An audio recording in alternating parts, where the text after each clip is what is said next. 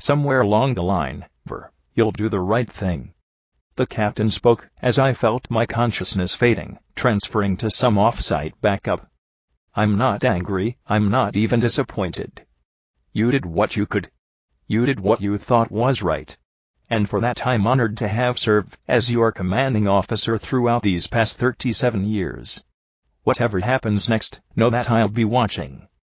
Not from the bridge, but from a viewport somewhere out there above the cosmic dust clouds. And I'll be waiting. Waiting. I suddenly snapped out of my reverie. My eyes, still viewing the whole scene unfold on the bridge from a strange yet natural vantage point. You still with me? It became increasingly difficult to discern reality from memory. I forgot how hard it was not to slip into the crystal clear waters that was the IE mindscape. It was so easy to get lost, so easy to lose your footing. Talk to me. But that was why I had the captain know, Lysara. That was why I had Lysara. That was why every SVI was paired with a human. We needed something to keep us grounded in what was reality and what was memory. Especially in high-intensity situations such as this. Especially when the situation isn't the most conducive for IE. I hear you, Lysara. I hear you. I answered meekly, forcing my former body's arms over both of Lysara's shoulders, completing that impromptu hug he'd initiated. Is this real? Did we actually do it? He mumbled out through hushed breaths as I forced my former body to nod. You're the organic on the bridge, you tell me, Lysara. I answered cockily, eliciting a confused head tilt from the alien who had no idea what human IE bridge dynamics were supposed to be like. Never mind, I'll explain later. Just give me a rundown of what happened. I need to make sure my perceived timeline matches what actually happened. I explained briefly, attempting to maintain some level of operational professionalism, refusing to let my guard down just yet. Right. So, starting from the moment you uplinked whatever you want to call it. The ship, under your control, evaded the flotilla's second volley. You ducked, weaved, and circumvented kinetic battery fire and missiles alike, later using those missiles to take down the heavy cruiser from a distance. After the heavy cruiser was taken out, the flotilla took the initiative, bearing down on us, attempting to close the gap, probably hoping to outflank or outmaneuver us, and began firing more kinetic and missile fire towards us. You blacked out for a few seconds, came to after said seconds, and then proceeded to pilot the ship forwards. We took fire, dodged all of it, and during their latest missile volley all of the missiles were redirected back towards their points of origin.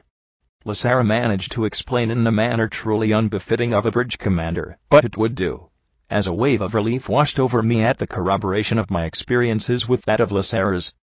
And the heavy freighter that came in with them? My records don't recall engaging that, I quickly remarked, as I started combing through the records and sensors, in an attempt to reconcile this discrepancy. I don't recall anything about engaging that freighter. The last known scan of it was just after the 3 flotilla ships broke away from it and steamed towards us, Lysara noted promptly. Active sensor scans, short, medium, and long range, are not picking up on them. Might have jumped out during the battles but I don't detect a jump signature either, I added, causing the Vanaran to nod slowly as theories were quickly formulating in both of our heads. Is it possible it used the commotion of the battle to slip out?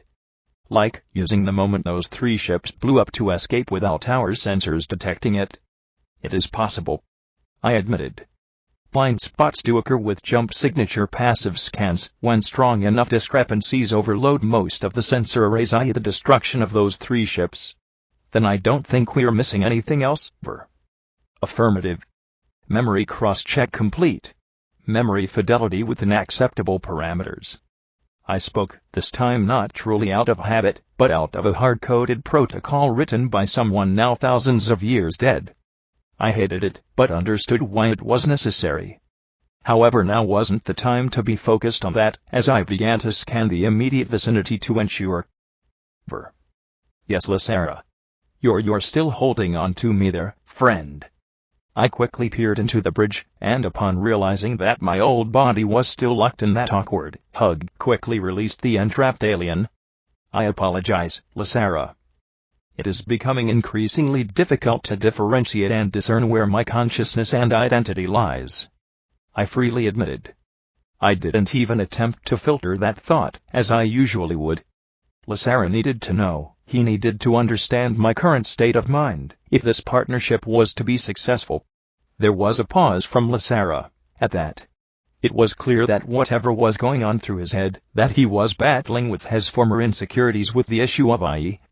I couldn't blame him. The fact that he had extended an olive branch, and then some, was proof of how far he'd come in so little time. It proved that I could at least rely on his resolve, something that was lacking in most aliens. Is there anything I can do to help with that? Lysara responded worryingly. No, it's not necessarily a problem just yet. It's just reacclimating to this form. My ship self is requiring a lot of taxing mental gymnastics to really pinpoint certain aspects of my sense of self. I just need to note that it will be difficult to facilitate interpersonal dynamics utilizing that body with my current situation. You don't need to use that body, Ver. I understand the gesture, and I know I initiated it, but I just wanted to understand that I don't see you as just that body. You're so much more, and it's clear that it's really beyond me, but I'm trying. And I know it's difficult for me, someone from my culture, to understand. But I'm trying. This took me a moment to parse. I hadn't alluded to the fact that that particular subject matter was a concern to me. I honestly and sincerely only wished to relay the simple issues of utilizing that old body for future interactions. However, Lysara had perhaps read through the underlying subtext of my statement far better than I ever could have. The topic of my body, my form, that limiting hunk of plastic and metal effectively being my entire identity, was something I had struggled with ever since I'd been shoved inside of it. But I'd forgotten how much it had bothered me, how much it mattered to me now, having removed myself from that prison, and having the only other living being reaffirm that myself was not bound to a body I did not choose. I felt something of a genuine relief. Like a weight had been lifted off of my proverbial shoulders. "Thank you, Lysara," was all I could say in response. Even with my increased processing capabilities, I struggled to find any other words to suitably address this issue. "Thank you for seeing me." With that being said, I finally redirected my focus back towards analyzing the wreckage and debris surrounding us. There truly wasn't much left, at least when it came to the 3 ships from the flotilla. The force of the impact at near relativistic speeds had eviscerated all but the latent ion signatures from their drives. Whatever else was left was just metal slag and specks of ferrous dust that now harmlessly bounced against my hull. My eyes soon trained on the bane of this whole battle, the heavy cruiser that has seemingly been dispatched earlier on by that flurry of missile fire. Short-range scans confirmed Lysara's assumptions. Whilst it wasn't completely eviscerated, the large gaping holes in its hull really did speak for itself. Throughout all this, I had more or less been relaying a continuous feed of live data back to the bridge so that Lysara was in the loop. I say we try to salvage that ship for parts and components. Maybe even raw materials we can put in the mini-factory so that we can repair our weapons, Lysara proposed. Good thinking. I was planning on exploring the wreck so we can salvage any intel we can anyways. I responded simply as I moved us closer towards the wreck at a reasonable pace. Upon our final approach, the extent of the devastation was clear. The ship itself was only held together by its structural frame, a series of long tube-like structures that spanned the entirety of its length from bow to stern. And it was a spinal cannon, one that was far too damaged to even salvage. Scrapping it might yield something though. Yet something didn't feel right about the whole wreck. Something felt decidedly off. "This doesn't feel right," Lysara spoke, confirming the distinctly unnerving scans that yielded not a single interloper life form on board or within the immediate vicinity of the wreck. Did the interlopers use A? Are these ships controlled by some sort of a computer autonomous program, or? I cut the Vandaran off right there. No, not to my knowledge, or at least up to the most up-to-date intel the satellite provided me with. Besides, the ship didn't react quickly enough to the missiles. Any self-respecting IE worth its weight in crystal and silicon would be able to hack, if not evade those missiles, without so much as breaking a sweat. Maybe we're scanning for the wrong life forms? Could anything else be piloting this ship? the Vanlerin offered as I entertained their request and began scanning for more generalized signatures. Starting with biological matter. Alright, so there's definitely something that was alive just moments ago, I rattled off as the bridge monitor would update in real time to reflect these new ongoing scans. Bipedal. Lasara continued, reading off the bridge monitor. Mammalian. I quickly added, as I could detect the hitching and increase in Lasara's heartbeat from the bridge's sensors. But as those final readings came through, as the next scans confirmed a reading to within 99.87% accuracy, both of our hearts practically sank. 10% Oladian. 5% Gaiaran. 7% Belaine.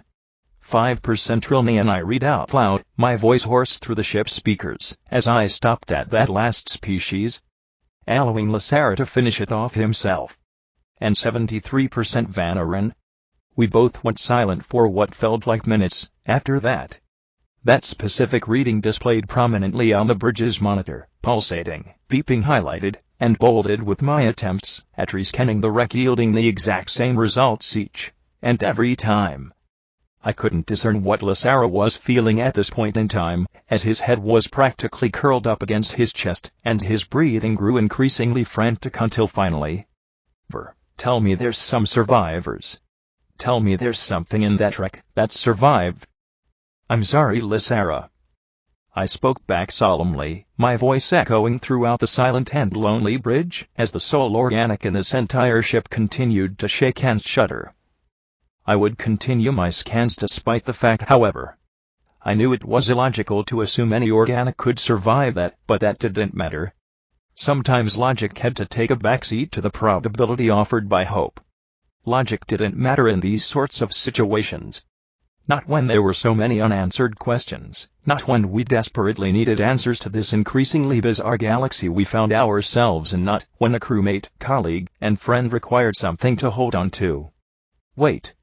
I began, as several things started happening all at once. I'm detecting a faint ion trail somewhere near the satellite. Scans indicate it could be the freighter. That elicited no response from Lasara. And I'm detecting a faint life signature from some kind of pod within the heavy cruiser. I quickly added, causing Lasara to perk up almost immediately, as he looked up to see that indeed one life sign had been detected within a cryosleep casket somewhere within the ship. Something told me that these two events springing up simultaneously couldn't be coincidence. However, there was no logical connection between them to really formulate a reasonable hypothesis. We need to prioritize securing that Vanaran. Lasara spoke with conviction, his resolve bolder and less diplomatic than any other instance I've seen of him up to this point. The freighter likewise requires immediate attention, Lasara. It's getting uncomfortably close to the satellite. Then engage it from range. From here. Lasara eyed me down, focusing not on the lifeless and limp robot body, but on one of the many security cameras dotted on the bridge, staring directly into me. Lasara. I have no autonomous drone small enough to enter the wreck of the heavy cruiser. This will require a delicate and dangerous EVA operation. And if we decide to do that, there's no way we can multitask a dangerous rescue operation, whilst simultaneously engaging a ship an entire light second away. There wasn't a moment of hesitation as Lasara continued to glare me down through that camera. I'm EVA certified. I served in the Vanlerin Void Command. Do you know what the right thing to do is, Somewhere along the line, you'll do the right thing.